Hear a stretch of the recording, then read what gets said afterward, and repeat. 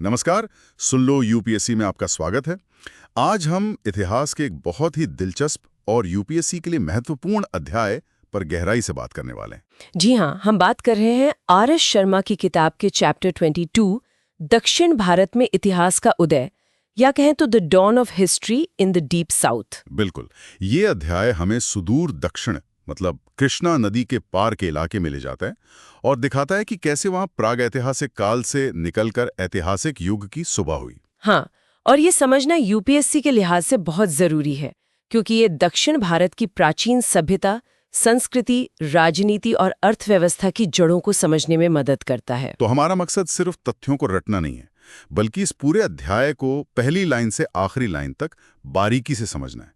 हम देखेंगे कि ये बदलाव कैसे हुआ, राज्य कैसे बने, समाज कैसे बदला और संगम साहित्य की इसमें क्या भूमिका रही। हाँ, मतलब एक पूरी कॉम्प्रिहेंसिव अंडरस्टैंडिंग बनाने की कोशिश करेंगे, ताकि प्रीलिम्स हो या मेंस हो, सवाल कहीं से भी आए, आप तैयार रहें। तो फिर देर किस बात की, चलिए शुरू करते हैं इस ज्ञानवर्धक यात्रा को बिल्कुल शुरुआत से, यानी महापाषाणिक पृष्ठभूमि से। तैयार हैं? बिल्कुल, चलिए शुरू करते हैं। हाँ। 1.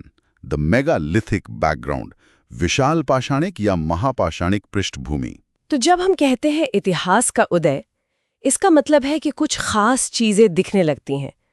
प्रागैतिहासिक काल के बाद प्रायद्वीप के दक्षिणी सिरे पर ये तत्व क्या थे? देखिए, ऐतिहासिक काल की पहचान कुछ चीजों से होती है, जैसे बड़े पैमाने पर बस्तियां, लोहे के फाल वाले हल से खेती, बाकायदा राज्य व्यवस्था का बनना, समाज में अलग अलग वर्गों का उभरना। हाँ, और साथ में लेखन कला की शुरुआत, धातु के सिक्कों का चलन और लिखित साहित्य का मिलना, ये सब ऐतिहासिक काल के संकेत हैं। बिल्कुल, लेकिन जैसा आपने कहा, ये सब चीजें एक साथ एक ही समय पर हर जगह नहीं आ गई।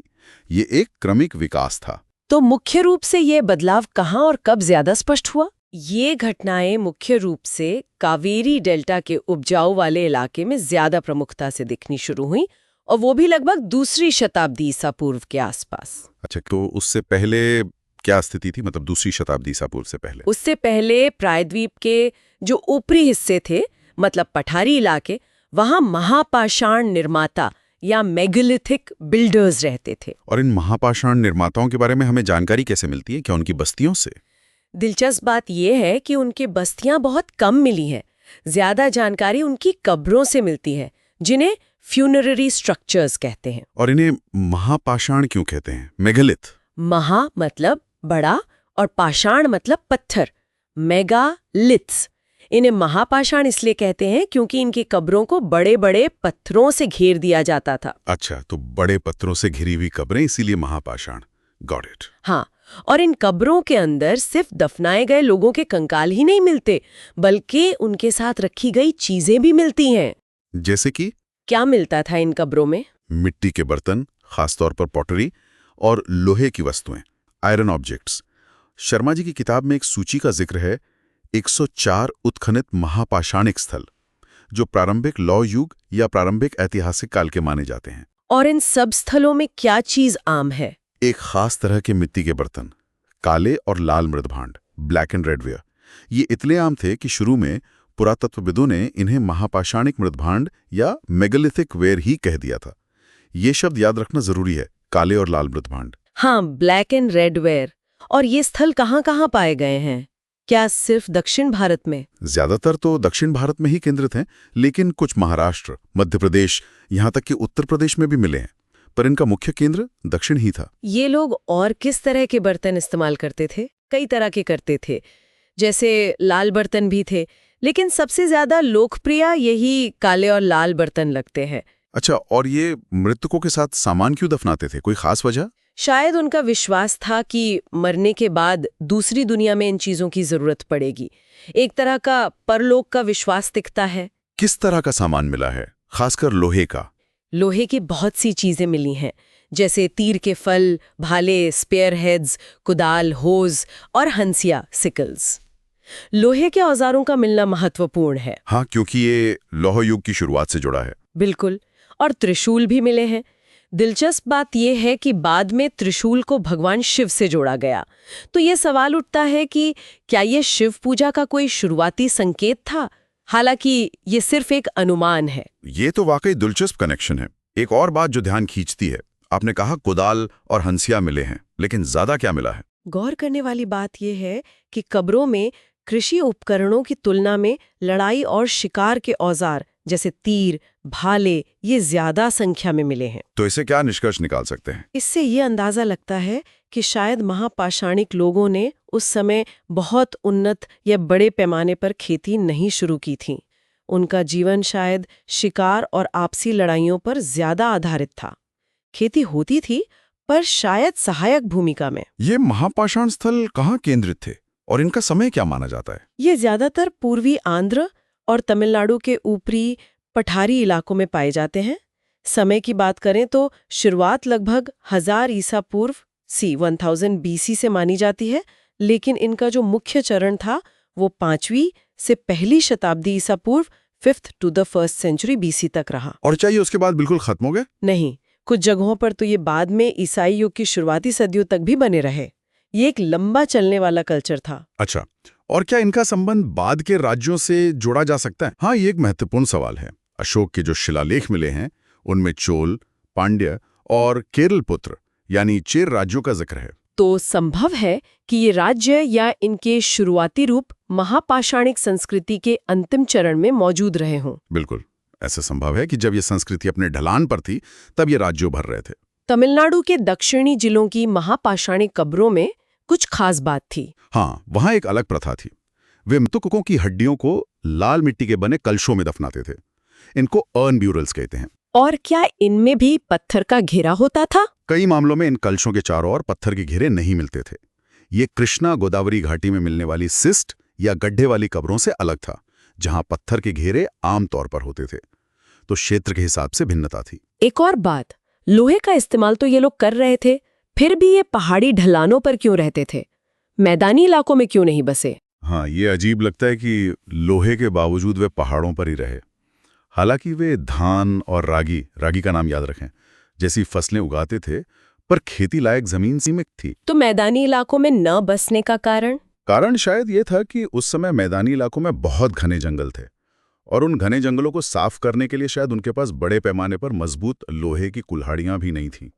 लोहे का ज्ञान था, पर शायद तकनीक उतनी विकसित नहीं थी कि घने जंगलों को काटा जा सके। अच्छा, तो सीमित तकनीक और घने जंगल ये मुख्य बाधाएं थीं। तो ये थी महापाषाणिक पृष्ठभूमि, एक तरह से संक्रमण का काल, 2 state formation and the development of civilization, राज्य निर्माण और सभ्यता का विकास।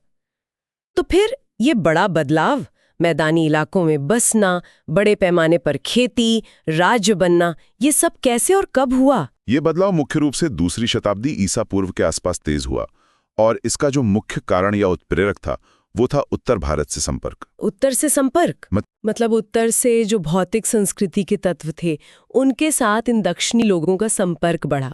ये तत्व कौन लाए? व्यापारी, ट्रेडर्स, कुछ विजेता कॉन्करर्स, और खासकर जैन, बौद्ध और ब्राह्मण धर्म प्रचारक, मिशनरीज। तो ये उत्तर दक्षिण का मेलजोल एक बड़ा फैक्टर था। बिल्कुल।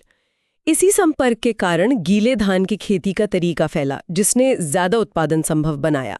नए गांव बसे, शहर बने और समाज में विकसित वर्ग उभरे। ये संपर्क कब ज्यादा मजबूत हुआ? उत्तर और दक्षिण के बीच ये सांस्कृतिक और आर्थिक लेन देन 4वीं शताब्दी ईसा पूर्व से ही काफी महत्वपूर्ण होने लगा था। कोई खास रास्ता था इस संपर्क का? हाँ, एक महत्वपूर्ण मार्ग था दक्षिणापथ, जिसका शाब्दिक अर्थ है दक्षिण की ओर जाने वाला रास्ता। और ये उत्तर वालों के लिए इतना जरूरी क्यों था? क्योंकि दक्षिण सोना, मोती और कीमती पत्थरों का स्रोत था। ये चीजें उत्तर में बहुत मूल्यवान थीं। इसका कोई प्रमाण है? हाँ, मेगास्थनीज, जो चंद्रगुप्त मौर्य के दरबार में यूनानी राजदूत था, उसने पांड्य राज्य का उल्लेख किया है। ये दिखाता है कि मौर्य काल तक दक्षिण का व्यापार और राज्य महत्वपूर्ण हो चुके थे। और क्या संगम साहित्य में उत्तर का कोई जिक्र है? हाँ, जो शुरुआती संगम ग्रंथ हैं उनमें गंगा और सोन नदियों का, पाटलिपुत्र का और मगध साम्राज्य का जिक्र मिलता है। इससे लगता है कि तमिल लोग उत्तर भारत से परिचित थे। अशोक के शिलालेखों का क्या? अशोक के शिलालेखों में भी चोल, पांड्य, केरल पुत्र यानी चेर और सत्यपुत्रास, जिनकी ठीक ठीक पहचान पे विवाद है, का उल्लेख मिलता है। ये अशोक के साम्राज्य की सीमाओं पर पड़ोसी राज्यों के रूप में वर्णित है। श्रीलंका पर भी जिक्र है। हाँ, ताम्रपर्णी यानी श्रीलंका के लोगों का भी उल्लेख है। और एक दिलचस्प बात यह है कि अशोक की उपाधि देवानाम पिय, देवताओं का प्रिय, वो एक तमिल प्रमुख ने भी अपनाई थी। ये सब क्या दिखाता है? ये सब उत्तर से धर्म प्रचारकों की भूमिका को दिखाता है। जैन, बौद्ध, आजीवक, ब्राह्मण, ये लोग सिर्फ धर्म ही नहीं बल्कि उत्तर की संस्कृति और विचार भी दक्षिण ले गए। व्यापारी भी इसमें शामिल थे। अशोक के शिलालेखों की लोकेशन भी कुछ बताती है। हाँ, अशोक के शिलालेख अक्सर महत्वपूर्ण व्यापारिक मार्गों या राजमार्गों पर स्थापित किए गए थे। ये दिखाता है कि संचार और प्रभाव फैलाने के लिए इन रास्तों का इस्तेमाल होता था। और जो शुरुआती तमिल ब्राह्मी शिलालेख मिले हैं, उन पर भी उत्तर के विधर्मी संप्रदायों, हेटेरोडॉक्स सेक्ट्स जैसे जैन और बौद्ध धर्म का प्रभाव साफ दिखता है। लेकिन ब्राह्मणवादी प्रभाव कब ज्यादा फैला? बड़े पैमाने पर ब्राह्मणवादी प्रभाव तमिल क्षेत्र, जिसे तमिल जकम कहते थे, में 4वीं शताब्दी ईस्वी 4th सेंचुरी एडी के बाद ही फैला। उससे पहले जैन और बौद्ध प्रभाव शायद ज्यादा था। क्या ये प्रभाव एक तरफा था, मतलब सिर्फ उत्तर से दक्षिण की ओर? नहीं, ऐसा भी नहीं है। कुछ तमिल संस्कृति के तत्व उत्तर की ओर भी फैले, जैसे कावेरी नदी को उत्तर भारत में भी पवित्र नदियों में गिना जाने लगा। तो ये दो तरफा प्रक्रिया थी, हालांकि शुरुआत में उत्तर का प्रभाव ज्यादा लगता है। और इन सब बदलावों के पीछे तकनीकी आधार क्या था? लोहे की तकनीक का प्रसार, स्प्रेड ऑफ आयरन टेक्नोलॉजी। इसके बिना शायद ये सब संभव नहीं होता। लोहे के औजारों, खासकर कुल्हाड़ियों से जंगल साफ करना आसान हुआ, और लोहे के फाल वाले हल से खेती को बढ़ावा मिला, जिससे उत्पादन बढ़ा। क्या सिक्कों से भी कुछ पता चलता है? हाँ, मगध शैली के आहत सिक्के, पंच मार्क्ड कॉइन्स, जो जनपद काल और बाद में मगध साम्राज्य में चलते थे, वो दक्षिण में भी मिले हैं। ये उत्तर दक्षिण व्यापार का एक और मजबूत प्रमाण है। तो संक्षेप में कहें तो उत्तर से सांस्कृतिक और धार्मिक संपर्क, साथ में लोहे की तकनीक का प्रसार, इन दो चीजों ने मिलकर दक्षिण में राज्यों के निर्माण और सभ्यता के विकास की नींव रखी। 3 अर्ली किंगडम्स। तो अब बात करते हैं उन राज्यों की जो इस दौर में उभरे। कृष्णा नदी के दक्षिण का जो क्षेत्र था, वो मुख्य रूप से किन राज्यों में बटा हुआ था? वो क्षेत्र मुख्य रूप से 3 राज्यों में विभाजित था: चोल, पांड्या और चेर या केरल। ये 3 नाम याद रखने हैं: चोल, पांड्या, चेर। सबसे पहले किसका जिक्र मिलता है ऐतिहासिक स्रोतों में? पांड्या राज्य का।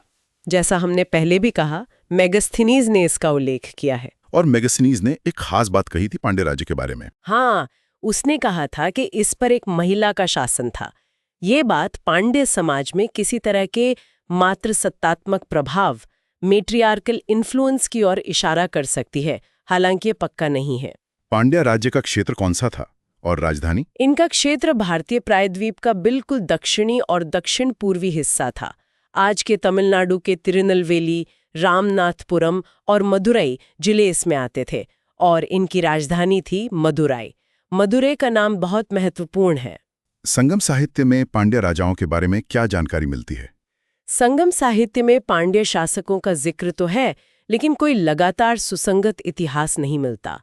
बस अलग-अलग घटनाओं या राजाओं का उल्लेख है। लेकिन ये पता चलता है कि ये राज्य कैसा था, शक्तिशाली, समृद्ध? हाँ, ये पता चलता है कि ये राज्य काफी धनी और समृद्ध था। इनका रोमन साम्राज्य के साथ अच्छा खासा व्यापार था, इतना कि पांड्य राजाओं ने रोमन सम्राट ऑगस्टस के दरबार में अपने राजदूत भी भेजे थे। और धार्मिक रूप से पांड्य राजा वैदिक यज्ञ करते थे, ऐसा उल्लेख मिलता है। इससे पता चलता है कि ब्राह्मणों का प्रभाव वहां पहुंच चुका था और काफी था। अच्छा, ये तो हुई पांड्यों की बात। अब चोल राज्य के बारे में बताइए। चोल राज्य, जिसे बाद में प्रारंभिक मध्यकाल में चोल मंडलम कहा गया और जिससे कोरोमंडल तट का नाम पड़ा, वो पांड्यों के उत्तर पूर्व में स्थित था। किन नदियों के बीच? ये पेन्नार और वेलार नदियों के बीच का क्षेत्र था, मतलब मुख्य रूप से कावेरी डेल्टा का उपजाऊ इलाका। चोलों के बारे में जानकारी कहाँ से मिलती है? संगम ग्रंथों से हमें चोलों के राजनैतिक इतिहास का कुछ अंदाजा मिलता है। हाँ, इनका मुख्य केंद्र कहाँ था? उनका मुख्य राजनीतिक शक्ति केंद्र था उरैयूर। ये जगह सूती कपड़ी के व्यापार के लिए बहुत प्रसिद्ध थी। उरैयूर, इसे याद रखना है। चोलों का कोई खास कारनामा? हाँ, एक बहुत महत्वपूर्ण घटना का जिक्र है। 2री शताब्दी ईसा पूर्व के मध्य में एलारा नाम के एक चोल राजा ने श्रीलंका पर विजय प्राप्त की और वहां लगभग 50 सालों तक शासन किया। 50 साल, ये बड़ी बात थी। 50 साल, वाकई। और सबसे प्रसिद्ध चोल राजा कौन थे? संगम काल के सबसे प्रसिद्ध चोल राजा थे करिकाल। करिकाल। इनका समय लगभग दूसरी शताब्दी ईस्वी के आसपास माना जाता है। करिकाल, ये नाम बहुत महत्वपूर्ण है। करिकाल ने क्या किया? उन्होंने पुहार शहर की स्थापना की, जिसे कावेरी पट्टनम भी कहते हैं। ये एक बड़ा बंदरगाह और व्यापारिक केंद्र बना। और एक और बड़ा काम, उन्होंने कावेरी नदी पर एक बहुत लंबा 160 किलोमीटर लंबा तटबंध बनवाया। सोचिए, उस जमाने में 160 किलोमीटर लंबा बांध। ये तो जबरदस्त इंजीनियरिंग रही होगी। इसे बनवाने के लिए मजदूर कहाँ से आए? कहा जाता है कि इसके निर्माण के लिए श्रीलंका से लाए गए 12,000 गुलामों से काम कराया गया था। 12,000 गुलाम, ये संख्या भी चौंकाने वाली है। पुहार शहर की क्या अहमियत थी? पुहार व्यापार और वाणिज्य का एक बहुत बड़ा केंद्र था। वहां खुदाई में एक बड़ा डॉक यानी जहाजों के रुकने की जगह भी मिली है। चोलों की शक्ति का मुख्य स्रोत क्या था? उनकी दौलत का मुख्य स्रोत था सूती कपड़े का व्यापार, और उनके पास एक कुशल नौसेना भी थी जो शायद इस समुद्री व्यापार में मदद करती थी। लेकिन क्या चोल शक्ति हमेशा बनी रही? नहीं, करिकाल के बाद उनके उत्तराधिकारियों के समय में चोल शक्ति तेजी से घटी। उनकी राजधानी पुहार भी उजड़ गई। क्यों हुआ ऐसा? उनके पड़ोसी चेर और पांड्य ज्यादा शक्तिशाली हो गए और उत्तर से पल्लवों के हमलों ने भी चोल शक्ति को लगभग खत्म कर दिया। तो फिर चोलों का क्या हुआ? लगभग 4वीं शताब्दी से लेकर 9वीं शताब्दी तक चोल दक्षिण भारतीय इतिहास में बस एक छोटी सीमांत शक्ति बनकर रह गए। बाद में 9वीं शताब्दी में वे फिर से एक बड़ी शक्ति के रूप में उभरेंगे, लेकिन वो कहानी बाद की है। ठीक है, अब तीसरे राज्य चेर या केरल राज्य की बात करते हैं। चेर या केरल देश पांड्यों के पश्चिम और उत्तर में स्थित था। भौगोलिक रूप से कैसा था एक क्षेत्र? ये समुद्र और पश्चिमी घाट के पहाड़ों के बीच भूमि की एक संकरी पट्टी थी। इसमें आज का केरल राज्य और तमिलनाडु के कुछ हिस्से शामिल थे। क्या चेर राज्य भी चोलों और पांड्यों जितना महत्वपूर्ण था? हाँ, प्रारंभिक ईसाई युग की सदियों में चेर राज्य भी उतना ही महत्वपूर्ण था, और इनकी महत्ता का एक बड़ा कारण था रोमनों के साथ व्यापार। Trade with the Romans. रोमनों के साथ व्यापार कितना महत्वपूर्ण था ये? बहुत ज्यादा। रोमन लोग यहाँ से मसाले, खासकर काली मिर्च, लेने में बहुत रुचि रखते थे। कहा जाता है कि रोमनों ने मुजीरस, जिसे आज क्रंगनौर के पास माना जाता है, में अपने व्यापारिक हितों की रक्षा के लिए अपनी सेना की 2 रेजिमेंट्स तैनात कर रखी थीं। 2 रेजिमेंट्स? हाँ। और क्या था वहाँ? और वहाँ उन्होंने अपने सम्राट ऑगस्टस का एक मंदिर भी बनवाया था। ये दिखाता है कि रोमन कनेक्शन कितना गहरा था। चेरों का इतिहास कैसा रहा? क्या वो शांतिप्रिय थे? नहीं, चेरों का इतिहास भी अपने पड़ोसियों चोलों और पांड्यों के साथ लगातार लड़ाइयों का इतिहास है। कोई उदाहरण? जैसे एक चेर राजा ने कथित तौर पे करिकाल के पिता को मार डाला था। बाद में वही चेर राजा युद्ध में मारा गया। फिर कुछ समय के लिए चोलों और चेरों में दोस्ती हुई। उनके बीच वैवाहिक गठबंधन भी हुआ। लेकिन ये दोस्ती टिकी नहीं। बाद में एक और चेर राजा ने चोलों के खिलाफ पांड्या शासकों से हाथ मिला लिया, लेकिन युद्ध में उसकी पीठ में चोट लग गई। कहा जाता है कि उसने इसे अपमानजनक माना और शर्म के मारे आत्महत्या कर ली। ये कहानियां संगम साहित्य में मिलती हैं। ये तो काफी नाटकीय हैं। सबसे महान चेर राजा किसे माना जाता है? चेर कवियों के अनुसार सबसे महान चेर राजा थे सेंगुट्टुअवन, जिन्हें लाल चेर या गुडचेरा भी कहा जाता है। उनके बारे में क्या कहा जाता है? कहा जाता है कि उन्होंने अपनी सभी प्रतिद्वंदियों को हराया और अपने चचेरे भाई को सिंहासन पर सुरक्षित रूप से बिठाया। एक दावा ये भी है कि उन्होंने उत्तर भारत पर आक्रमण किया और गंगा नदी को पार किया। गंगा पार की? क्या ये सच हो सकता है? ये बात थोड़ी अतिशयोक्ति लगती है। शायद ये उनके कवियों द्वारा की गई प्रशंसा हो, लेकिन ये उनकी महत्ता को जरूर दिखाता है। चेर शक्ति का क्या हुआ? दूसरी शताब्दी ईस्वी के बाद चेर शक्ति का भी पतन हो गया, और फिर लगभग 8वीं शताब्दी तक उनके इतिहास के बारे में हमें ज्यादा कुछ पता नहीं चलता। तो अगर हम इन तीनों राज्यों के इतिहास को एक साथ देखें तो क्या तस्वीर उभरती है? एक सामान्य तस्वीर ये है कि ये तीनों राज्य लगातार एक दूसरे से और कभी-कभी श्रीलंका से भी लड़ते रहते थे। इन युद्धों ने बेशक उन्हें कमजोर किया होगा, लेकिन फिर भी वे समृद्ध थे। हाँ, लड़ाइयों के बावजूद उन्होंने अपने प्राकृतिक संसाधनों और खासकर विदेशी व्यापार से बहुत लाभ कमाया। यही उनकी समृद्धि का आधार था। क्या क्या प्राकृतिक संसाधन थे इनके पास, और व्यापार में क्या बेचते थे? देखिए, इनके पास मसाले थे, खासकर काली मिर्च, जिसकी पश्चिमी दुनिया में रोमन साम्राज्य में जबरदस्त मांग थी। और इनके जंगलों में हाथी थे, तो ये हाथी दांत की आपूर्ति करते थे, जो पश्चिम में बहुत महंगा बिकता था। समुद्र से ये मोती निकालते थे और जमीन से कीमती पत्थर। ये सब बड़ी मात्रा में पश्चिम में निर्यात होता था। कपड़ों का व्यापार भी था? हाँ, बिल्कुल। ये महीन मलमल, मसलिन और रेशम, सिल्क का उत्पादन भी करते थे। कहा जाता है कि सूती कपड़ा इतना पतला होता था जैसे सांप की केंचुली। तमिल कविताओं में रेशम पर बने जटिल डिजाइन्स, कॉम्प्लेक्स पैटर्न्स का भी जिक्र मिलता है। हमने पहले ही बात की थी कि उरैयूर सूती कपड़े के लिए मशहूर था। ये व्यापार किनके साथ होता था? सिर्फ रोमनों के साथ? नहीं, पश्चिम में यूनान या हेलेनिस्टिक मिस्र और अरब के साथ तो था ही, पूर्व में मलय द्वीप समूह और चीन के साथ भी व्यापारिक संबंध थे। क्या भाषा में भी इसका कोई सबूत है? हाँ, कई यूनानी शब्दों की उत्पत्ति तमिल से मानी जाती है, जैसे चावल के लिए ओराइजा, अदरक के लिए जिंगीबर, दालचीनी के लिए करप्योन। ये शब्द तमिल मूल के माने जाते हैं। और रोमन व्यापार को सबसे ज्यादा बढ़ावा कब मिला? जब मिस्र रोमन साम्राज्य का एक प्रांत बन गया, और खासकर जब पहली शताब्दी ईस्वी की शुरुआत में मॉनसून हवाओं की नियमितता की खोज हुई। मॉनसून हवाओं की खोज, इससे क्या फर्क पड़ा? इससे अरब सागर को पार करना बहुत आसान और तेज हो गया। जहाज अब हवाओं के सहारे सीधा भारत के पश्चिमी तट तक आ जा सकते थे। इससे समुद्री व्यापार में क्रांति आ गई। तो मतलब पहली शताब्दी और उसके बाद की करीब 2.5 सदियों तक इन दक्षिणी राज्यों ने रोमनों के साथ बहुत ही फायदेमंद, लाभकारी व्यापार, लुक्रेटिव ट्रेड किया। बिल्कुल, लेकिन जैसे हर चीज का अंत होता है, रोमन साम्राज्य में जब तीसरी सदी के बाद मुश्किलें शुरू हुईं, तो ये व्यापार भी घटने लगा, और इस व्यापार के पतन का असर इन दक्षिणी राज्यों पर भी पड़ा, और वे भी कमजोर होने लगे। 4. The purse and the sword, आय और सेना, खजाना और तलवार। अच्छा, तो हमने देखा कि ये राज्य व्यापार से काफी कमाते थे, लेकिन राज्य चलाने के लिए पैसा और कहाँ से आता था? मतलब शाही खजाने कैसे भरता था? व्यापार निश्चित रूप से आय का एक महत्वपूर्ण स्रोत था। स्थानीय व्यापार भी और लंबी दूरी का व्यापार भी।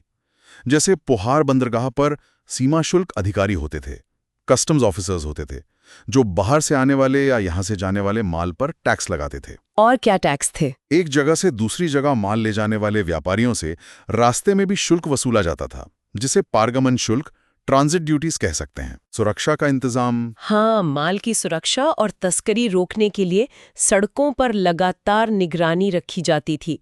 ये सब राज्य की आय बढ़ाने के तरीके थे। युद्ध का भी कोई रोल था आय में? हाँ, युद्ध में जो लूटपाट होती थी, वो भी शाही खजाने में इजाफा करती थी। लेकिन क्या ये आय के स्थायी स्रोत थे? राज्य की असली नींव किस पर टिकी थी? नहीं, व्यापार और लूट स्थायी नहीं थे।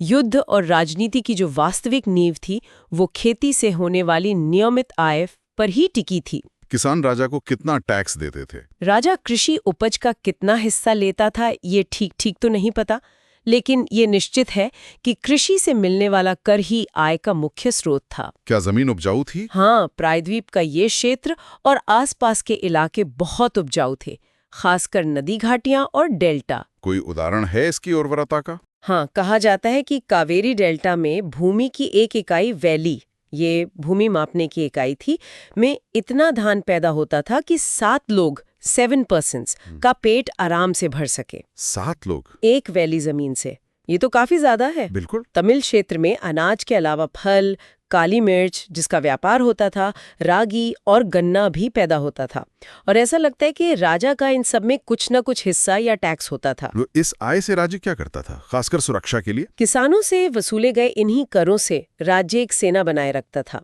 हालांकि ये शायद आज की तरह की बहुत संगठित सेना न हो, इसे अल्प विकसित सेना कह सकते हैं। इस सेना में क्या क्या शामिल था? इसमें बैलों द्वारा खींचे जाने वाले रथ, चैरियट्स ड्रॉन बाय ऑक्सन, होते थे, हाथी होते थे, घुड़सवार सेना होती थी, कैवलरी, और पैदल सेना इन्फेंट्री होती थी। हाथियों का क्या महत्व था? हाथी सेना में बहुत महत्वपूर्ण भूमिका निभाते थे। दक्षिण भारत में हाथी आसानी से उपलब्ध भी थे। घोड़े कहाँ से आते थे?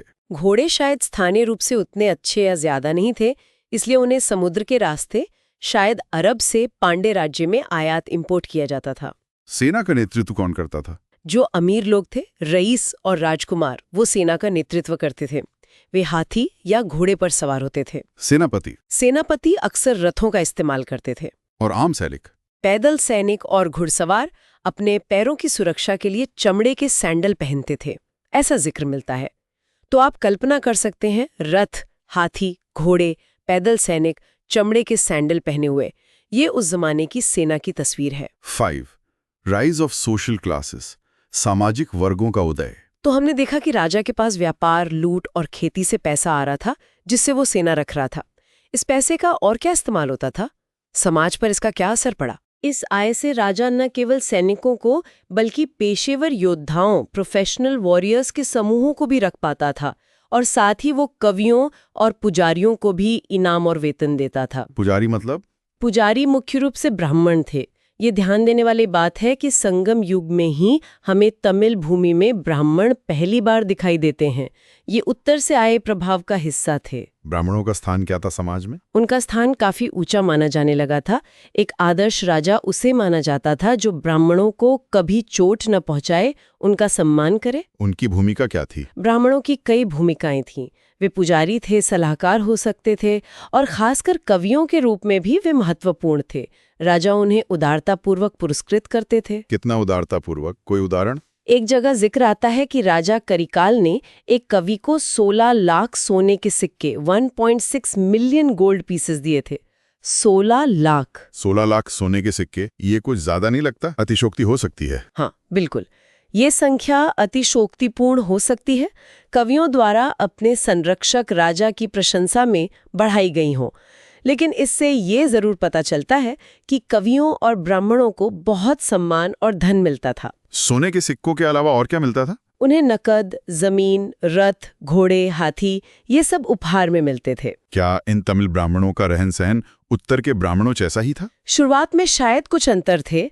संगम साहित्य में जिक्र मिलता है कि तमिल ब्राह्मण मांस खाते थे और शराब भी पीते थे, जो बाद के रूढ़िवादी ब्राह्मण नियमों से अलग है। अच्छा, अब वर्ण व्यवस्था की बात करते हैं।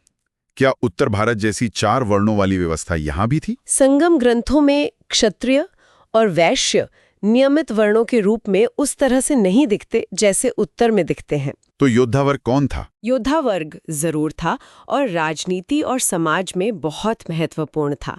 सेना के जो कप्तान या प्रमुख होते थे, उन्हें एक खास समारोह में इनाडी की उपाधि दी जाती थी। और वैश्य, व्यापारी वर्ग?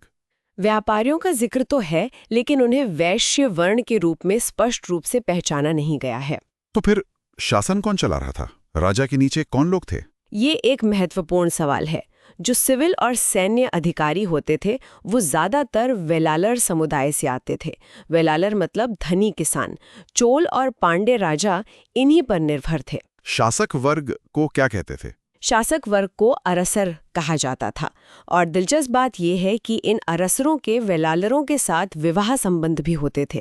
वेलालर एक तरह से चौथी जाति बनाते थे, लेकिन उनका सामाजिक और आर्थिक रुतबा बहुत ऊंचा था। जमीन किसके पास थी? ज्यादातर जमीन इन्हीं वेलालरों के पास थी। वे जमींदार वर्ग थे। इनके नीचे कौन था? उनके नीचे आम किसान या कृषक वर्ग, कल्टिवेटिंग क्लास था। ये वर्ग भी एक जैसा नहीं था। इसमें भी अमीर और गरीब थे। अमीर किसान क्या खुद खेती करते थे? नहीं, जो अमीर वेलालर थे वो खुद हल नहीं चलाते थे। वे मजदूरों से काम करवाते थे। ये मजदूर कौन थे? कृषि का जो असल काम था वो अक्सर सबसे निचले वर्ग के लोग करते थे, जिन्हें कडेसियर कहा जाता था। इनकी स्थिति काफी हद तक गुलामों जैसी ही लगती है। कारीगरों का क्या स्थान था? कुछ कारीगरों की स्थिति भी इन कृषि मजदूरों से ज्यादा अलग नहीं थी। परियार्स कौन थे?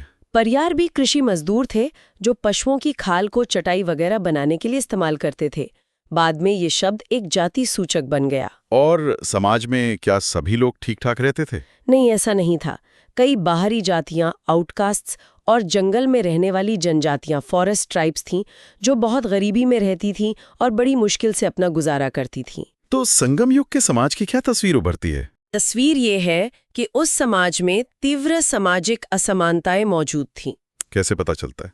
रहन सहन से अमीर लोग ईंट और गारे के बने पक्के घरों में रहते थे।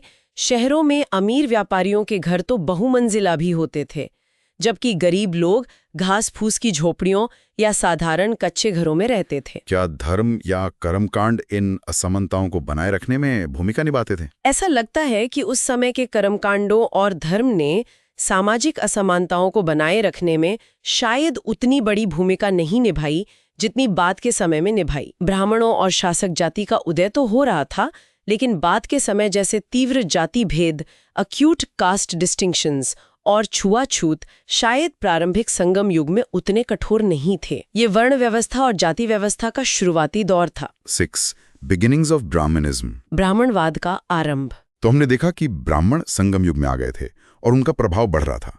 क्या हम कह सकते हैं कि तमिल राज्य और समाज ब्राह्मणवाद के प्रभाव में ही विकसित हुए? हाँ, ईसाई युग की शुरुआती शताब्दियों में जो राज्य और समाज तमिल क्षेत्र में बने, वे निश्चित रूप से ब्राह्मणवाद के प्रभाव में विकसित हुए।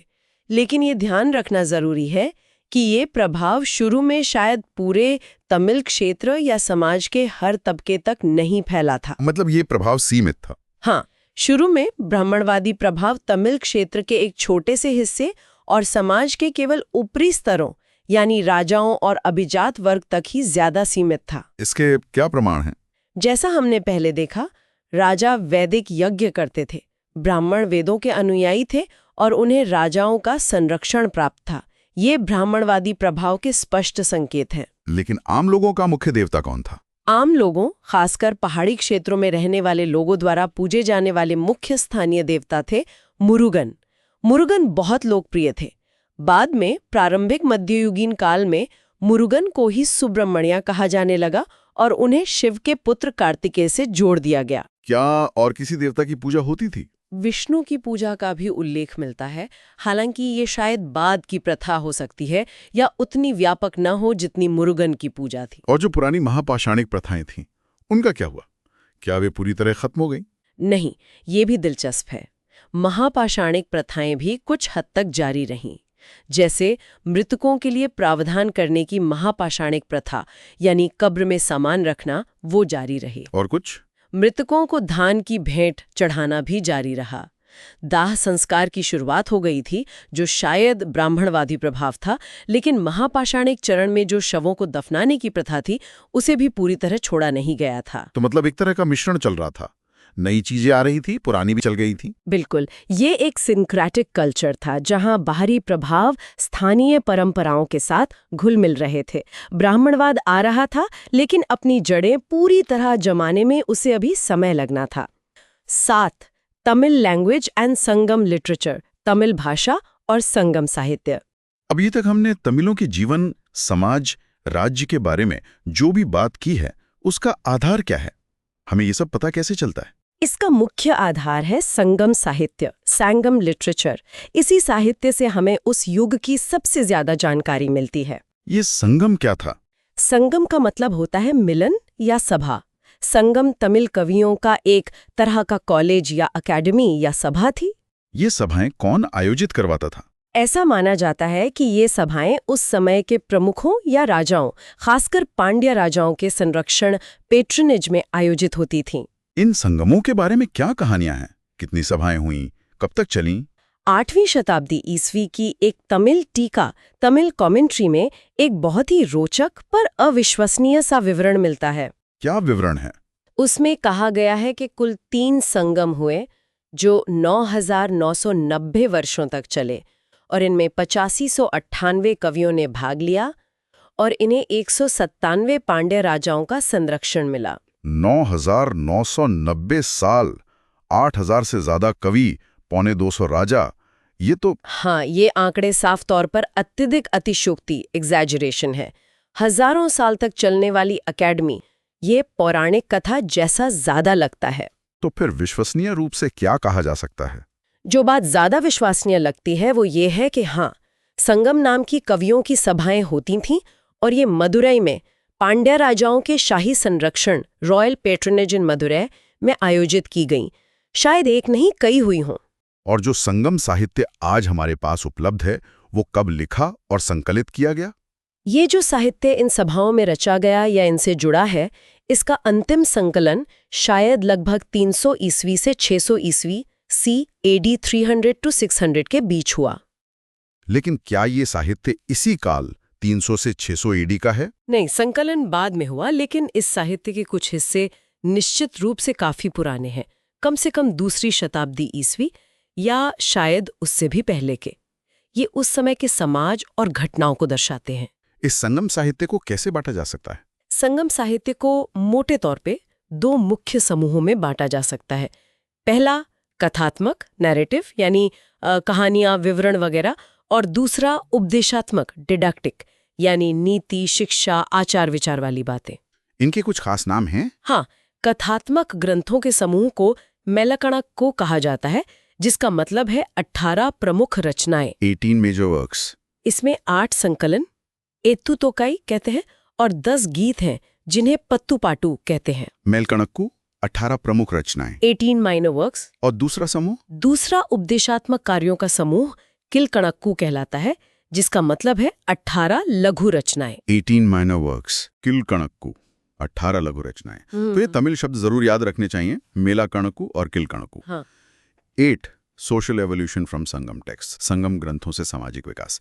तो ये जो 2 तरह के ग्रंथ हैं, कथात्मक मेलाकणक्कु और उपदेशात्मक किलकणक्कु, क्या ये समाज के किसी एक ही दौर को दिखाते हैं? नहीं, ऐसा नहीं लगता। ये दोनों तरह के ग्रंथ मिलकर सामाजिक विकास के कई चरणों, several stages of social evolution, का सुझाव देते हैं। मतलब इनसे पता चलता है कि तमिल समाज समय के साथ कैसे बदला। कैसे? पहले कथात्मक ग्रंथों की बात करते हैं, मेलाकणक्कु। जो कथात्मक ग्रंथ हैं, उन्हें वीर काव्य माना जाता है। इनमें नायकों का गुणगान किया गया है, उनकी वीरता की कहानियां हैं। और इनमें किस तरह की घटनाओं का जिक्र ज्यादा है? इनमें लगातार होने वाले युद्धों, परपेचुअल वॉर्स और पशुधन की लूट, कैटल रेड्स का अक्सर जिक्र मिलता है। नायक अक्सर पशुओं, खासकर गायों को बचाने या लूटने के लिए लड़ते हुए मारे जाते हैं। इससे समाज के बारे में क्या पता चलता है? इससे ये अंदाजा लगता है कि शायद शुरुआती तमिल लोग मुख्य रूप से पशुपालक, पैस्टोरल समाज थे। उनकी अर्थव्यवस्था और सामाजिक प्रतिष्ठा पशुधन से जुड़ी थी। ये समाज के एक पुराने चरण की ओर इशारा करता है। क्या इसका संबंध महापाषाण काल से है? हाँ, ये बहुत दिलचस्प है। इन कथात्मक ग्रंथों में हमें प्रारंभिक महापाषाणिक जीवन के निशान दिखाई देते हैं। जैसे संगम ग्रंथों में वर्णित लोग मुख्य रूप से पशुपालक, शिकारी और मछुआरे लगते हैं। हालांकि वे चावल भी पैदा करते थे, लेकिन पशुपालन और शिकार का महत्व ज्यादा लगता है। और औजारों के बारे में क्या? जैसा हमने पहले देखा था, महापाषाणिक स्थलों पर कुदाल और हसिया तो मिलते हैं, लेकिन हल के फाल कम मिलते हैं। लोहे की वस्तुओं में भाले, तलवारें, तीर के फल ज्यादा हैं। ये उपकरण युद्ध और शिकार के लिए ज्यादा उपयोगी थे, खेती के लिए कम। तो ये संगम ग्रंथों के विवरण से मेल खाता है? बिल्कुल। संगम ग्रंथों में लगातार युद्ध और पशुधन छापों का जो जिक्र है, वो पुरातात्विक साक्ष्यों से काफी मेल खाता है। युद्ध में जीती गई लूट आय का एक महत्वपूर्ण स्रोत थी। और नायकों के मरने के बाद क्या होता था? ग्रंथ बताते हैं कि जब कोई नायक मर जाता था तो उसे पत्थर के एक टुकड़े तक सीमित कर दिया जाता था। मतलब शायद उसकी याद में पत्थर लगाया जाता था। ये किस प्रथा की याद दिलाता है? ये नायकों की कब्रों पर पत्थर के घेरे बनाने या स्मारक पत्थर लगाने की महापाषाणिक प्रथा की याद दिलाता है।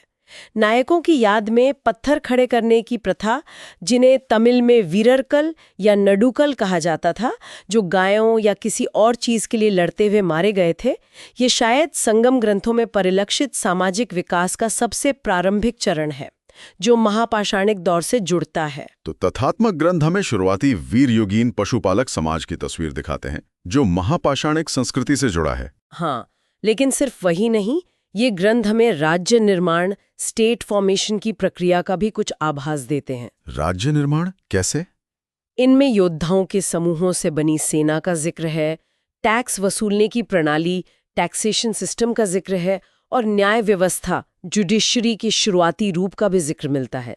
ये सब राज्य बनने के संकेत हैं। और अर्थव्यवस्था के बारे में? ये ग्रंथ हमें व्यापार, व्यापारियों, कारीगरों और किसानों के बारे में भी बताते हैं।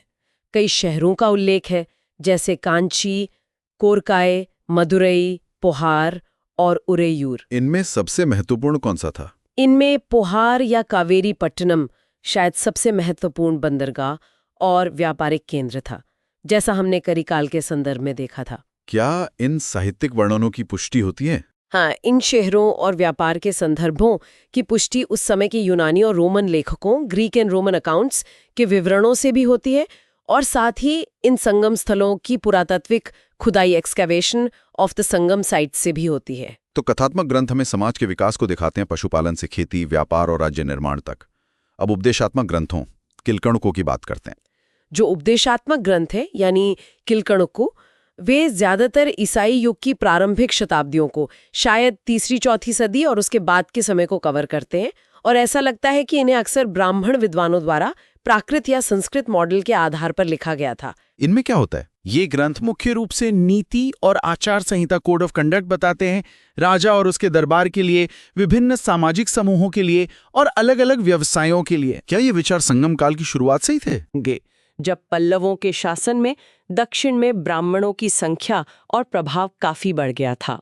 इन ग्रंथों में और क्या मिलता है? इन ग्रंथों में गांवों को दान में देने, गिफ्ट्स ऑफ विलेजेस का जिक्र मिलता है, और राजाओं को उत्तर भारत के महान सौर और चंद्र राजवंशों, सोलर एंड लूनर डायनेस्टीज से जोड़ने की कोशिश भी दिखती है। ये सब बाद के प्रभाव हैं। तो कथात्मक और उपदेशात्मक ग्रंथ समाज के अलग-अलग चरणों और प्रभावों को दर्शाते हैं। बिल्कुल।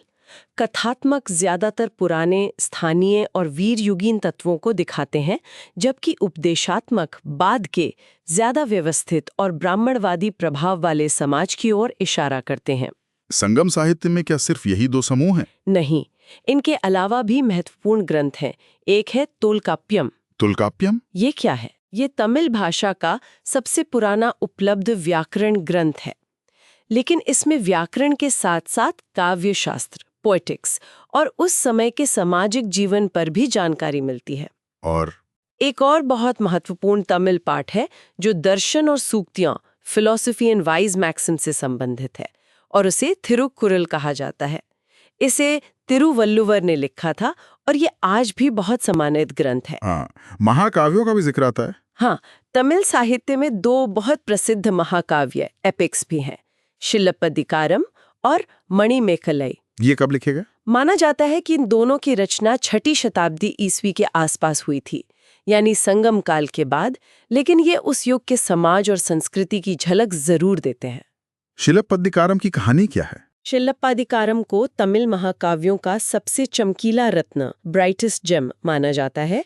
इसकी कहानी कोवलन नाम के एक व्यापारी के बारे में है जो कावेरी पट्टनम में रहता है। वो अपनी कुलीन और समर्पित पत्नी कण्णगी को छोड़कर माधवी नामक एक गणिका कोटसन के प्रेम में पड़ जाता है। कहानी में उतार चढ़ाव आते हैं। कोवलन मदुरै जाता है, उस पर चोरी का झूठा इल्जाम लगता है और उसे पांड्य राजा द्वारा मृत्युदंड दे दिया जाता है। फिर कण्णगी के क्रोध और श्राप से मदुरै शहर जल जाता है। अंत में कण्णगी देवी बन जाती हैं। ये तो काफी ड्रामेटिक कहानी है। इसका लेखक कौन था? इसके लेखक इलांगो आदिगल कहे जाते हैं, जो माना जाता है कि एक चेर राजकुमार थे और जैन बन गए थे। कहानी को तीनों तमिल राज्यों चोल, पांड्य और चेर में फैलाकर दिखाने का प्रयास किया गया है। और दूसरा महाकाव्य मणिमेखलई? मणिमेखलई की कहानी वहीं से शुरू होती है जहां शिलप्पादिकारम की कहानी एक तरह से माधवी के लिए खत्म होती है। ये कोवलन और माधवी की बेटी मणिमेखलई के कारनामों से संबंधित है। इसमें क्या खास है? इसमें साहित्यिक रुचि से ज्यादा धार्मिक रुचि है। मणिमेखलई बौद्ध भिक्षुणी बन जाती है और बौद्ध धर्म के सिद्धांतों का प्रचार करती है। ये ग्रंथ बौद्ध धर्म के दर्शन पर काफी प्रकाश डालता है। इसका लेखक मदुरै का एक अनाज व्यापारी सितलई सत्तनार को माना जाता है। क्या ये दोनों महाकाव्य एक ही समय के हैं? हाँ, ऐसा माना जाता है कि इनके लेखक मित्र थे और शायद चेर राजा सेंगुट्टुअन के समकालीन थे, जिन्होंने 2री शताब्दी ईस्वी में शासन किया था। लेकिन भाषा और शैली के आधार पर विद्वान इन्हें इतना पुराना नहीं मानते, बल्कि 6ठी शताब्दी ईस्वी के आसपास का मानते हैं। फिर भी ये दोनों महाकाव्य उस समय के तमिल समाज और आर्थिक जीवन पर महत्वपूर्ण प्रकाश डालते हैं। आखिर में लेखन कला की बात करते हैं। क्या संगम युग के तमिल लोग लिखना जानते थे? हाँ, ये निश्चित रूप से कहा जा सकता है कि लेखन कला, आर्ट ऑफ राइटिंग, ईसाई युग की शुरुआत से पहले ही तमिलों को ज्ञात थी। इसके क्या प्रमाण हैं? कई प्रमाण हैं। पहला, दक्षिण भारत में ब्राह्मी लिपि में लिखे अशोक के शिलालेखों के 12 खोज स्थल मिले हैं, 3 आंध्र में और 9 कर्नाटक में। ये दिखाता है कि ब्राह्मी लिपि उस क्षेत्र में पहुंच चुकी थी। और क्या तमिल में लिखे हुए शिलालेख मिले हैं? हाँ, ये ज्यादा महत्वपूर्ण है। लगभग 75 छोटे शिलालेख प्राकृतिक गुफाओं में पाए गए हैं, खासकर मदुरै क्षेत्र में। ये ब्राह्मी लिपि में ही है, लेकिन इनकी भाषा तमिल है, जिसमें कुछ प्राकृत शब्द मिले हुए हैं। ये कब के हैं? ये शिलालेख दूसरी पहली शताब्दी ईसा पूर्व के माने जाते हैं। ये तमिल भाषा के सबसे पुराने लिखित नमूने प्रदान करते हैं। ये शिलालेख किससे संबंधित है? ऐसा माना जाता है कि ये शिलालेख उन जैन और बौद्ध धर्म प्रचारकों से संबंधित हैं जो उस समय दक्षिण में आए थे और इन गुफाओं में रहते थे। दानदाताओं ने शायद उनके लिए ये लिखवाए होंगे। और कोई सबूत? हाल की खुदाइयों में कई जगहों पर मिट्टी के बर्तनों के टुकड़ों पर खरोंच कर लिखे गए अक्षर, इंस्क्राइब्ड पॉटशर्ड्स भी मिले हैं। ये भी ब्राह्मी लिपि में है और तमिल भाषा के उदाहरण देते हैं। तो इन सब का निष्कर्ष क्या है? निष्कर्ष ये है कि तमिल भाषा को लिखने के लिए ब्राह्मी लिपि का प्रयोग ईसाई युग की शुरुआत या उससे कुछ पहले ही होने लगा था। क्योंकि लेखन की प्रथा मौजूद थी, इसीलिए संगम साहित्य की रचना संभव हो पाई, भले ही उसका अंतिम संकलन कुछ सदियों बाद लगभग 600 ईस्वी तक हुआ। 9. क्रोनोलॉजी, कालक्रम। चलिए, अब तक हमने जो विस्तार से चर्चा की है उसे एक समय रेखा टाइमलाइन के रूप में संक्षेप में देख लेते हैं, ताकि ये पूरी तस्वीर दिमाग में बैठ जाए। हाँ, ये कालक्रम समझने में मदद करेगा। तो शुरुआत कहाँ से करें? लगभग 1000 ईसा पूर्व के आसपास महापाषाणिक संस्कृति की शुरुआत मानी जा सकती है। फिर इसका मुख्य दौर? 5वीं से पहली सदी ईसा पूर्व तक हमें व्यापक महापाषाणिक उपस्थिति दिखती है। ये उनका चरम काल था। उत्तर से संपर्क कब महत्वपूर्ण हुआ?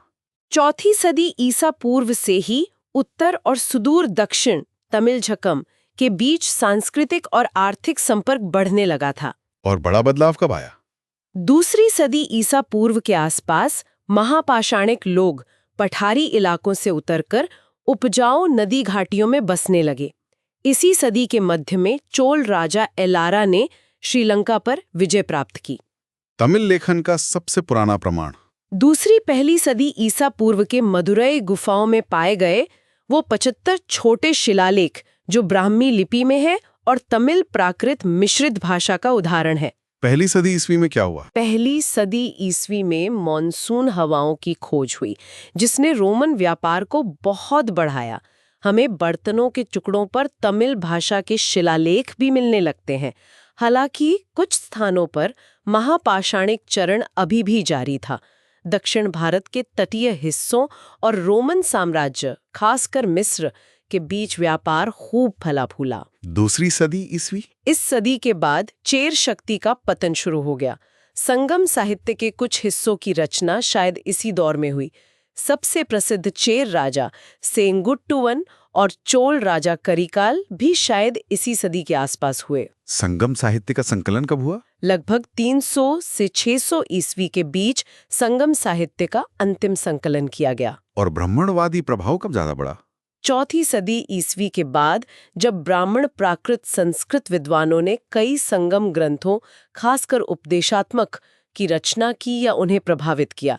इसी समय के बाद तमिल झक्कम में ब्राह्मणवादी प्रभाव ज्यादा गहरा हुआ। 6ठी सदी ईस्वी? इस समय तक चोल एक सीमांत शक्ति बन चुके थे। 2 महान तमिल महाकाव्यों शिलप्पदिकारम और मणिमेकलेई की रचना भी इसी सदी के आसपास मानी जाती है। और चोलों का फिर से उदय? वो काफी बाद में हुआ। 9वीं सदी ईस्वी में चोल एक महत्वपूर्ण शक्ति के रूप में फिर से उभरे। तो ये एक लंबी कहानी है, लगभग 1000-1500 साल का घटनाक्रम हमने देखा। बिल्कुल। 10 की टेकअवेज, मुख्य बातें, स्मरणीय बिंदु। बिल्कुल। तो ये था दक्षिण भारत में इतिहास के उदय का एक बहुत ही विस्तृत विश्लेषण। हाँ। चलिए, अब यूपीएससी की तैयारी के लिहाज से जो मुख्य बातें हैं, जो की टेकअवेज हैं, उन्हें एक बार फिर से दोहरा लेते हैं। हाँ, ये रिवीजन के लिए बहुत जरूरी है। पहला पॉइंट, दक्षिण भारत में संक्रमण। हाँ, महापाषाणिक काल से ऐतिहासिक काल में संक्रमण। महापाषाणिक काल की विशेषताएं थी पठारी इलाके, कब्रें, मेगालिथ्स, लोहे के औजार, ज्यादातर शिकार, युद्ध के सीमित खेती। फिर ऐतिहासिक काल आया, नदी घाटियों में बसावट, राज्य निर्माण, चोल, पांड्य, चेर, गीले धान की खेती, विकसित व्यापार, लेखन कला का विकास। और इस संक्रमण का कारण? मुख्य कारण थे लोहे की तकनीक का बेहतर इस्तेमाल और उत्तर भारत के साथ संपर्क। व्यापारी, धर्म प्रचारक, इन दोनों ने मिलकर बदलाव को गति दी। दूसरा पॉइंट? महापाषाणिक संस्कृति, ओके। Megalithic culture. इनकी पहचान है? कब्रें, सिस्ट, कलश, काले और लाल मृदभांड, ब्लैक एंड रेड वेयर, लोहे का सामान, हथियार ज्यादा और मृतकों के साथ सामान दफनाने की प्रथा, परलोक में विश्वास। ये पूरे भारत में मिले पर दक्षिण में केंद्रित थे। ये मुख्य राज्य बनने से पहले का चरण था, पर अशोक काल के राज्यों से इनका अंतिम चरण जुड़ सकता है। तीसरा पॉइंट? 3 प्रारंभिक राज्य, 3 अर्ली किंगडम्स। चोल, पांड्य और चेर। इनके स्थान याद रखने हैं। राजधानियां उरैयूर, मदुरै, मुजरिसवंजी। प्रमुख शासक जैसे चोल करिकाल, चेर सेंगुट्टुवन। इनके आपसी संघर्ष और इनकी अर्थव्यवस्था का आधार। अर्थव्यवस्था का आधार क्या था? मुख्य आधार थे कृषि, खासकर चावल, और व्यापार। व्यापार खासकर रोमनों के साथ बहुत महत्वपूर्ण था। मसाले, काली मिर्च, मोती, कीमती पत्थर, हाथी दांत, सूती कपड़ा, उरैयूर, रेशम। रोमन प्रभाव भी दिखता है। व्यापारिक बस्तियां, सैनिक, ऑगस्टस का मंदिर मुजरिस में। बाद में रोमन व्यापार में गिरावट से इन राज्यों का भी पतन हुआ। चौथा पॉइंट? आय और सेना, पर्स एंड द स्वॉर्ड। राज्यों की आय व्यापार से, सीमा शुल्क, पारगमन शुल्क और कृषि से राजा का हिस्सा आती थी। युद्ध की लूट भी एक स्रोत थी। सेना अल्प विकसित थी। रथ, बैल खींचते थे। हाथी बहुत महत्वपूर्ण। घुड़सवार, घोड़े आयात होते थे। पैदल सेना। पांचवा पॉइंट? सामाजिक संरचना, सोशल स्ट्रक्चर। धनी किसान वेलालर जिनका बहुत प्रभाव था और अरसरों से विवाह संबंध भी थे। नीचे खेतीहर मजदूर, कडेसियर और अन्य समूह जैसे परियार थे। ब्राह्मणों का आगमन संगम युग में हुआ। उनका प्रभाव धीरे धीरे बढ़ा। राजाओं से उन्हें इनाम मिलता था। वर्ण व्यवस्था उत्तर जैसी कठोर नहीं थी, पर सामाजिक असमानताएं जैसे आवास में अंतर साफ दिखते थीं। ये शुरुआती चरण था। छठा पॉइंट? धर्म, रिलीजन। ब्राह्मणवाद का प्रभाव बढ़ रहा था। राजा वैदिक यज्ञ करते थे, लेकिन स्थानीय देवता मुरुगन की पूजा बहुत महत्वपूर्ण थी। पुरानी महापाषाणिक दफन प्रथाएं, इनह्यूमेशन, दाह संस्कार, क्रिमेशन के साथ साथ जारी रहीं। मतलब एक मिश्रित धार्मिक परिदृश्य था। 7वां पॉइंट? संगम साहित्य। ये इस काल की जानकारी का मुख्य स्रोत है। ये तमिल कवियों की सभाओं संगम से जुड़ा है, जो मदुरई में हुई। संकलन बाद में 300-600 ईस्वी हुआ, पर यह पहले की काल दूसरी सदी ईस्वी या उससे पहले को दर्शाता है। 2 मुख्य भाग, मेलकणक्कु कथात्मक वीर काव्य पुराना समाज और किलकणक्कु उपदेशात्मक नीति बाद का समाज। हाँ, और ये साहित्य सामाजिक विकास को दिखाता है, पशुपालक योद्धा समाज से राज्य कृषि व्यापार आधारित समाज की ओर। इसके अलावा तुल्काप्यम व्याकरण, तिरुकुरल दर्शन और 2 महाकाव्य शिलप्पदिकारम और मणिमेकलई, ये बाद के हैं, लगभग 6ठी सदी ईस्वी के, भी महत्वपूर्ण हैं। 8वां और आखिरी पॉइंट, लेखन कला, राइटिंग। तमिल में लेखन कला ईसाई युग से पहले आ चुकी थी। प्रमाण है दक्षिण में अशोक के ब्राह्मी शिलालेख और खासकर मदुरै क्षेत्र की गुफाओं में मिले तमिल ब्राह्मी शिलालेख, लगभग दूसरी पहली सदी ईसा पूर्व से। इनमें प्राकृत शब्दों का मिश्रण और जैन बौद्ध प्रभाव दिखता है, जो उत्तरी संपर्क का सबूत है। मिट्टी के बर्तनों पर भी लेख मिले हैं। आउट्रो, प्रेरणा और कॉल टू एक्शन। तो ये थे इस अध्याय के कुछ मुख्य बिंदु। उम्मीद है इस विस्तृत चर्चा से आपको दक्षिण भारत के प्रारंभिक इतिहास को समझने में मदद मिली होगी। हाँ, और ये समझना सिर्फ प्रीलिम्स और मेंस के लिए जरूरी नहीं है, बल्कि ये हमें भारतीय उपमहाद्वीप के इतिहास की विविधता और गहराई को भी दिखाता है। कैसे अलग अलग क्षेत्रों में सभ्यताएं अपने अनोखे ढंग से विकसित हुईं। बिल्कुल, और ये भी देखना महत्वपूर्ण है कि कैसे ये सब चीजें आपस में जुड़ी हुई थी। भूगोल, तकनीक, व्यापार, धर्म, समाज, साहित्य, सब एक दूसरे को प्रभावित कर रहे थे। इन बारीकियों को समझना ही विश्लेषण क्षमता को बढ़ाता है। सिर्फ तथ्यों को याद करने से बात नहीं बनेगी। सोचने की कोशिश करें कि ऐसा क्यों हुआ, भूगोल ने राजनीति को कैसे प्रभावित किया, व्यापार ने समाज को कैसे बदला, उत्तर के संपर्क का क्या असर हुआ। ये क्यों वाले सवाल ही आपको मेंस में दूसरों से आगे ले जाएंगे। हाँ, और इस चर्चा को दोबारा सुनने से ये सारे कनेक्शंस और मजबूत हो सकते हैं। महापाषाणिक अतीत से लेकर संगम साहित्य तक की कड़ियों को जोड़ने में मदद मिलेगी। जाते जाते एक सवाल छोड़ जाते हैं सोचने के लिए। जहां उत्तर भारत में बड़े बड़े साम्राज्य बन और बिगड़ रहे थे, उसी दौरान सुदूर दक्षिण में ये राज्य अपनी एक अलग पहचान कैसे बना रहे थे और उस पहचान के तत्व क्या थे, इस पर जरूर विचार कीजिएगा। बहुत अच्छा सवाल है। तो अगर आपको ये विस्तृत चर्चा पसंद आई और आप चाहते हैं कि हम आर.एस. शर्मा और अन्य महत्वपूर्ण स्रोतों पर ऐसे ही डीप एक्सप्लोरेशन लाते रहें, तो कृपया सुन लो यूपीएससी यूट्यूब चैनल को लाइक जरूर करें और इसे अपने साथी एस्पिरेंट्स के साथ शेयर भी करें, ताकि ज्यादा से ज्यादा लोग इसका लाभ उठा सकें। आपके कोई सवाल हो, कोई सुझाव हो या आप किसी खास टॉपिक पर चर्चा चाहते हो तो नीचे कमेंट सेक्शन में हमें जरूर बताएं। और हाँ, सबसे जरूरी बात, अगर आपने अभी तक नहीं किया है तो चैनल को सब्सक्राइब करना बिल्कुल ना भूलें और बेल आइकन दबा दें, ताकि आपको हमारे आने वाले सभी विश्लेषणों की जानकारी मिलती रहे। हम और अधिक ज्ञानवर्धक चर्चाओं के साथ जल्दी वापस आएंगे। तब तक पढ़ते रहिए, मेहनत करते रहिए और आगे बढ़ते रहिए। जय हिंद। जय हिंद।